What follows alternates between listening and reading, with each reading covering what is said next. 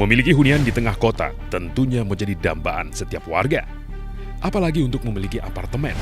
Para developer berlomba-lomba memberikan penawaran yang menarik minat masyarakat. Proses jual beli apartemen pun semakin dipermudah dengan persyaratan yang sederhana. Namun pembeli perlu tetap waspada dan jangan sampai terlena dengan janji manis penjual properti yang bisa berujung dengan sengkarut bahkan bui. Tim liputan menelusuri beberapa apartemen di wilayah Jakarta dan Depok untuk mencari tahu janji-janji manis para sales apartemen. Persyaratannya KTP PNP kartu keluarga, gaji 8 bulan, sudah itu aja. Oke. Kalau untuk DP ini? DP tidak ada DP, nol. 0%. 0% DP. Tuh enak ya. Sebelumnya DP persyaratannya satu banking clear. Mencukupi itu langsung kita proses ke bank. Langsung akad paling lama 1 bulan. Oh jangan itu. Akad Paling paling lama 1 bulan, langsung serah terima unitnya. Kita mau oper ke orang itu bisa pakai Nggak ada masalah. PPJB tadi. Di DP nggak ada masalah. Cuma nanti biasanya tuh ada akad ulang. Oke. Nah, mau serah terima mau take over itu dua tangan atau take over murni resmi. Kalau take over resmi akad ulang. Tapi kalau di dua tangan itu tuh nggak akad, tapi di atas surat aja, tapi dinotariskan. Terbagiannya terletakkan di bank wilayah itu terpakai yang masih menyicil, tapi yang bayar yang B ini. Tapi nggak masalah ya? Tapi harus ada sebuah surat harus tetap dinotariskan. Dalam proses jual beli, jika pembangunan belum selesai, dapat dilakukan melalui perjanjian pengikatan jual beli atau PPJB. Sedangkan untuk proses jual beli yang dilakukan setelah pembangunan selesai, maka proses jual beli dilakukan melalui akta jual beli atau AJB. PPJB itu apa? Perjanjian pengikatan jual beli. Oh gitu. Ya. Oh bukan AJB ya? Bukan. Kalau apartemen sih kayaknya tahun PHBB gitu. Oh hak guna ya. Benar ya? Karena ada waktu tertentu ya. Iya. Kalau sertifikatnya udah pecah ya. Kalau misalkan belum pecah ya paling PJB sih. Itu yang pecah itu dari Nah sertifikatnya dari si sodainya. Iya. Nanti kalau udah tinggal di sini tau lah kayak gimana. Maksudnya sertifikat pecah itu berapa lama? Itu yang ngurusin dari si ini dari si. Kalau kita kan cuman tanah doang. Penjualan kembali unit apartemen dengan PPJB memiliki cara berbeda di setiap developer. Hal ini perlu kita cermati betul agar tidak menimbulkan masalah saat unit hendak dijual kembali atau saat cicilan apartemen selesai.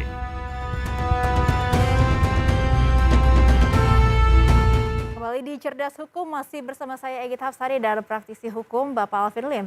Selain itu di segmen ini juga sudah hadir Bapak Bambang Eka Jaya selaku Wakil Ketua Umum DPP Real Estate Indonesia atau REI. Oke, pertama-tama saya tanya ke Pak Bambang dulu ya. Pak Bambang, ini seperti kita lihat di tayangan tadi, bagaimana tanggapan Pak Bambang soal banyaknya agen properti yang mengumbar janji manis dan iming-iming kemudahan proses pembelian. Nyatanya banyak pula yang sebenarnya secara surat-surat jual beli ini tapi belum jelas. Iya, kalau kita bicara mengenai proses dalam transaksi, itu kita kenal mulai dari surat pesanan, PPJB, kemudian setelah bangunan itu selesai, kita melakukan AJB, akta jual beli. Memang dispute itu selalu timbul di PPJB karena sifatnya pengikatan jual beli, jadi dia belum berbentuk akta. Artinya setiap saat kalau memang mau bisa dilakukan pergantian, sebenarnya teorinya begitu gitu loh. Jadi dalam pergantian pemilik itu yang harus diperhatikan tentunya yang bersangkutan sudah bayar sampai berapa, berapa yang harus dilanjutkan, dan beban-beban perpajakan, beban-beban biaya peralihan, serta prosesnya. Nah yang terpenting adalah prosesnya. Kenapa? Karena dalam proses itu diusahakan semua transaksi itu diketahui 3 pihak. Penjual, pembeli baru, dan pihak developer. Karena 3 pihak ini yang nanti akan memproses sampai dengan sertifikat itu bisa diserah terimakan, bangunan juga diserah terimakan. Mungkin dari Pak Alvin Lim bisa menambahi fenomena yang terjadi saat ini? Jadi gini, biar supaya jelas, PPJB itu pengikatan perjanjian jual beli itu bukan dokumen hak milik, bukan dokumen legalitas kepemilikan. Ya. itu hanya berbentuk perjanjian. Jadi ada dua orang atau dua pihak berkumpul setuju akan sesuatu. Itu diatur di KUA Perdata 1320 Jungto 1338 KUA Perdata. Jadi perjanjian yang dibuat menjadi dasar hukum bagi pembuatnya. Itu hukum perikatan di situ. Nah, apa yang terjadi? Kenapa biasanya PPJB yang tadi rekan saya ini bilang bisa terjadi masalah di situ? Karena PPJB ini belum merupakan legalitas kepemilikan. Yang saya lihat banyak orang kecele, dia pikir sudah ada PPJB, aman nih transaksi. Tidak, belum aman di situ. Baik, terima kasih Pak Alvin. Sebelum lanjut dialog, ternyata tim iNews juga sudah melakukan wawancara dengan salah satu oknum sales pemirsa yang sudah berkecimpung di dunia properti selama 9 tahun yang menceritakan soal penipuan dalam jual beli properti. Berikut selengkapnya. Saya bergabung di properti sih udah sekitar 9 tahunan lah kurang lebih. Banyak banget modus dari marketing itu. Memang dari yang manis-manis dikasihnya dari awal gitu ke konsumen supaya konsumen itu tergiur. Terus kita kasih DP-nya itu DP murah, misalkan DP 5 juta, cicilannya rendah gitu kan, supaya konsumen itu tergiur. DP-nya itu nggak mungkin 5 juta, pasti nanti ada tuh pas nyampe di kantor, DP-nya itu ternyata 25 juta. Kebanyakan si developer pasti terlambat ngebangun rumahnya gitu. Bahkan ada yang sampai nggak jadi karena banyak faktornya, kayak misalkan izin perumahannya itu belum ada bahkan kayak gitu. Atau tanahnya masih belum punya, bukan milik dia, cuma bikin kantornya aja juga ada. Dulu di tempat saya kerja ada malah salesnya itu nggak ada. Jadi supervisor marketingnya, supervisor sales ini. Karena gaji dari marketing ini lumayan besar gitu kan, dia bikin marketing palsu gitu, supervisornya ini, supaya developer itu bayar gaji besar ke dia gitu. Ada juga yang kayak gitu. Ada juga yang misalkan dia ini bukan sales sebenarnya, jadi dia disuruh sama si si sales supaya masarin juga rumahnya itu. Ntar dia share komisinya bilangnya gitu. Kita kan suka ada ngadain juga tuh open table, yang namanya open table di setiap mall gitu kan, open table atau di setiap pom bensin gitu kan. Ada yang konsumen itu sampai percaya supaya biar booking fee di tempat. Tapi dia cuma megang kwitansi biasa, bukan kwitansi dari si developernya gitu. Nah kadang ada juga yang dibawa lari itu uangnya itu, karena kan cuma megang kontrak nomor telepon aja gitu. Konsumen itu biasanya paling seneng itu ngeliat visual rumahnya kan gitu, gambaran kan kita punya brosur, terus foto-foto rumahnya gitu, entah per rumah siapa yang kita foto gitu kan, foto-foto rumahnya kelihatannya bagus, dan itu biasanya konsumen percaya tuh dengan harga yang murah gitu kan. Saya kasih booking fee-nya cuma 500.000, ibu bayar di sini sekarang gitu, ibu nanti udah bisa punya rumah kayak gini gitu. Oke, kita ke Mbak Mimi terlebih dahulu ya mungkin ya. Mbak Mimi ini kan, Mbak Mimi selaku agen properti ini kan juga sering berhadapan dengan marketing. Apakah pernah berhadapan dengan marketing seperti ini? Pernah beberapa kali ketemu sih. Jadi biasanya itu terjadi oleh agen independen atau broker gitu ya, yang tidak bernaung di bawah agen properti tertentu, kayak misalnya yang tidak ada MOU gitulah. Gitu. Lantas bagaimana Mbak Mimi selaku agen properti ini mengantisipasi nih marketing yang dalam quote and quote nakal? Biasanya sih saya sekarang lebih karena belajar dari pengalaman yang lalu, saya lebih ngecek ke legalitas sih. Misalnya perjanjian terjadi itu bisa disewa. Kadang-kadang tidak ngecek pemiliknya siapa, pihak konsumen langsung main transfer aja. Makanya untuk itu saya sekarang kadang-kadang kita agent tuh kan ada kobrok namanya, kerjasama sama marketing lain. Oke.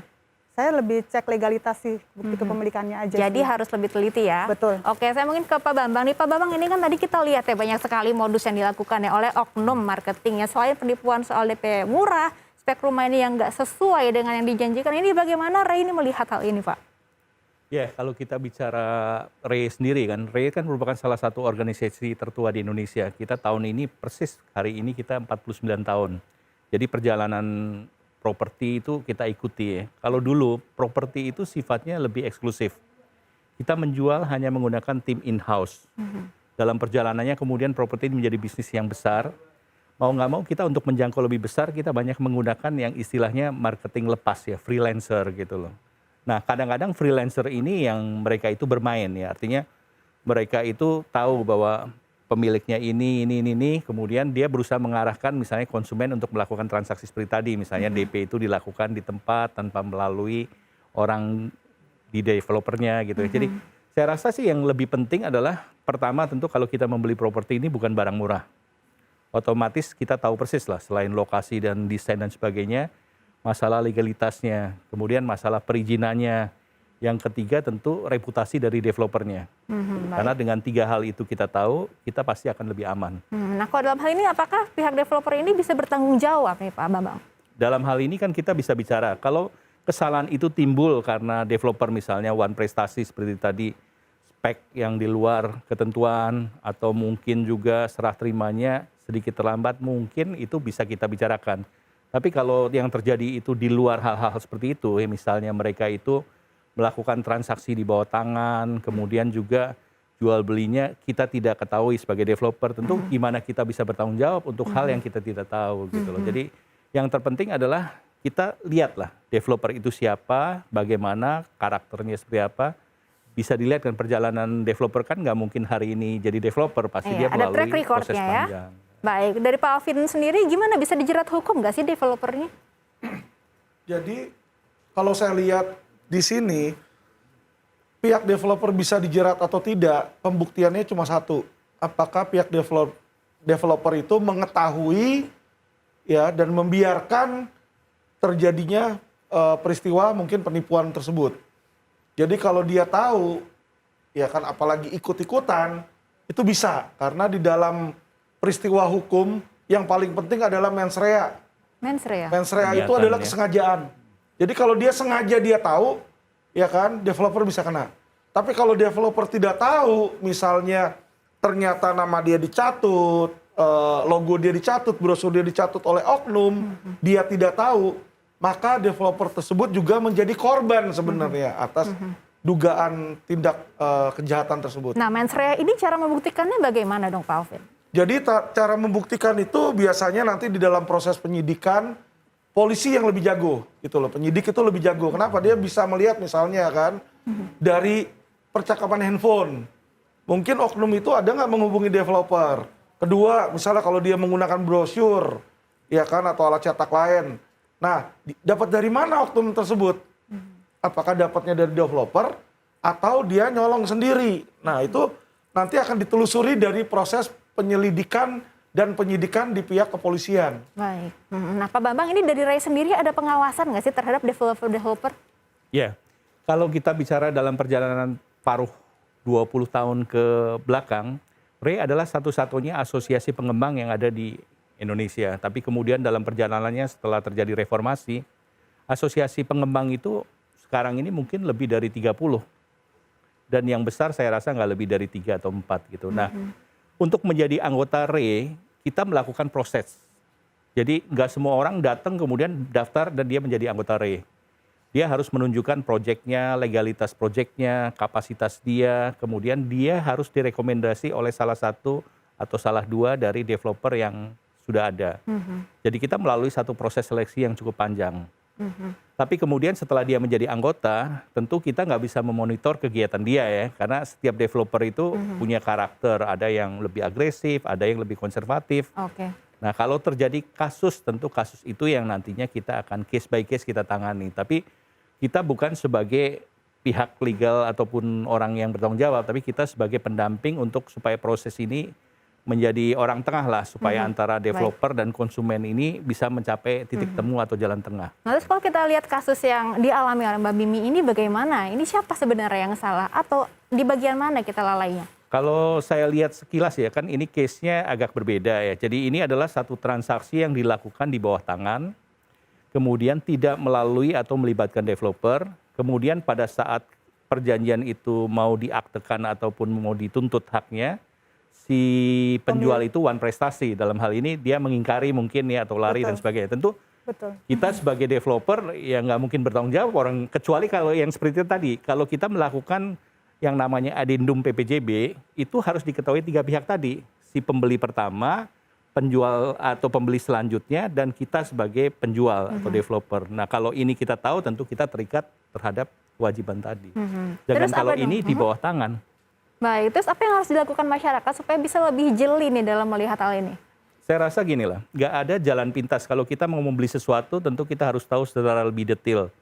Dulu mungkin ada ungkapan seperti teliti sebelum membeli. Nah itu ada kata-kata bijak yang harus kita lakukan. Karena biar gimana kita nggak akan tahu developer itu secara benar kecuali kita mengalami proses itu gitu loh. Hari ini ada developer yang lancar, kemudian mendadak ada terjadi sesuatu, dia menjadi one prestasi. Ya kita cari solusinya gitu loh. Tapi kita nggak bisa menjamin, oh orang itu kalau anggota RE 100% dia adalah anak Tuhan yang bersih gitu, nggak bisa juga. Cuman semuanya tergantung dari masing-masing, tapi kita berusaha untuk menjembatani kalau memang terjadi sesuatu. Baik, nah lagi jangan tergiur janji-janji manis aja ya Pak Bambang ya. Oke, pemirsa sebelum lanjut dialog, kita akan lihat grafis terkait mitos atau fakta dalam jual beli properti dan langsung dijawab oleh Pak Bambang.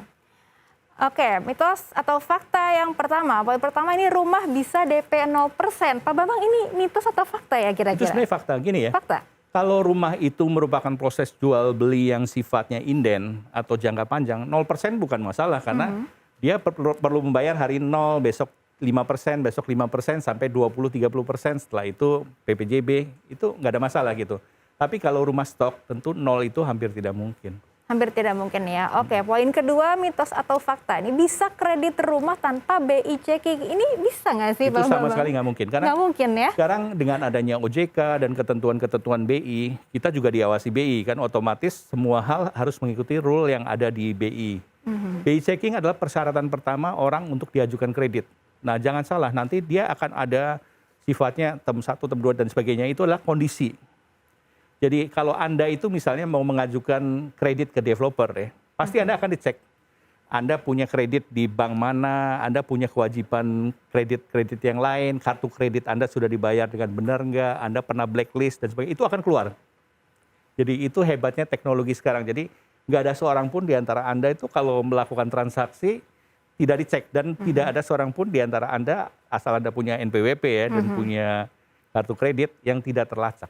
Jadi pembeli pun harus bersih ya track record ya. Dan harus. Oke, Alvin ini kalau ada yang mengiming-imingi bisa beli rumah atau properti tanpa BI checking, ini sebenarnya pelakunya bisa dijerat hukum nggak sih? Jadi gini, sebenarnya kalau masalah membeli rumah tanpa BI checking di situ tergantung cara bayarnya apa. Betul. Jadi perusahaan properti itu ada yang cara bayar KPR seperti yang tadi Pak Bambang bilang, itu wajib BI checking kalau KPR. Tetapi kadang dia ada cara bayar cicilan bertahap misalnya. Oke. Jadi developer itulah yang meminjamkan, bukan bank yang meminjamkan. Nah itu bisa tanpa DP atau tanpa BI checking. Karena kenapa? Yang meminjamkan developer. Ya jadi itu kalau menurut saya kesepakatan kedua belah pihak tidak bisa dijerat secara hukum. Baik, jadi tergantung skema pembeliannya seperti apa. Betul. Ya. Oke, sekarang poin nomor 3, beli properti dari broker lebih mahal. Ini mitos atau fakta Pak Bambang? Itu tentu mitos ya, karena gini, developer dengan broker adalah sinergi. Kita saling bahu-membahu supaya proses penjualan ini berjalan dengan lebih luas, lebih massal. Tentu di dalamnya kita ada insentif-insentif yang kita berikan ke broker, tapi itu adalah bagian dari kita untuk memberikan bagian dari keuntungan ke broker. Artinya ini tidak ada hubungan dengan lebih mahal atau lebih murah. Ini adalah melalui proses. Bahkan kalau Anda ke negara-negara maju seperti Amerika, Singapura dan sebagainya, tidak ada transaksi yang tidak melalui broker. Baik, terima kasih Pak Bambang Eka Jaya atas kehadirannya. Dan pemirsa, kita akan membahas lebih lanjut soal sekarut jual beli properti dengan narasumber lainnya sesaat lagi di Cerdas Hukum bersama saya Egy Hapsari dan Alvin Lim.